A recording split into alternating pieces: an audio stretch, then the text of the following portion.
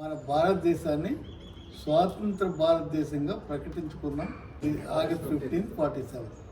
కానీ నిజంగా మన స్వాతంత్ర దేశం కాదు. Head of the country was still British. అందుకే గవర్నర్ జనరల్ ఉండేవాడు. ఎప్పుడైనా వాళ్ళు వెనక్కి రావచ్చు, ఎప్పుడైనా మన స్వాతంత్రాన్ని వాళ్ళు తీసుకెళ్ళచ్చు. అల్లకల్లోలం జరిగితే అల్లకల్లోలం జరగాలని కూడా వాళ్ళు ప్రయత్నం చేశారు. ఎందుకంటే 47 తర్వాత ఏం జరిగిందని. అప్పుడు అది స్వాతంత్ర దినోత్సవం. India became independent from British, but India never became independent for it's rule. అందువల్ల మనం ఏ విధంగా రాజ్యాంగాన్ని మన దేశాన్ని పరిపాలించుకోవాలని రాజ్యాంగాన్ని తయారు చేసుకున్నాం.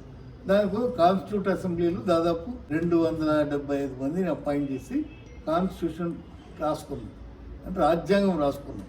మనం ఫండమెంటల్ రైట్స్ ఏమి, డ్యూటీస్ ఏమి, సుప్రీంకోర్టు ఏమి, వీళ్ళ అడ్మినిస్ట్రేటివ్ తీరారు. దాన్ని మనం 26 జనవరి 1950లో అడాప్ట్ చేసి బ్రిటిష్ వాళ్ళకి గుడ్ బై చెప్పి ఆ గవర్నర్ జనరల్ పదవి తీసేసి మనం ప్రెసిడెంట్ మనం ఎలక్ట్ చేసుకున్నాం. సర్వ స్వాతంత్ర దినోత్సవము రిపబ్లిక్ డే, స్వాతంత్ర దినోత్సవము. స్వాతంత్రం వచ్చినప్పుడు కూడా మన దేశానికి అధిపతి బ్రిటిష్ వాళ్ళే. అందుకే గవర్నర్ జనరల్ ఉండేవాడు.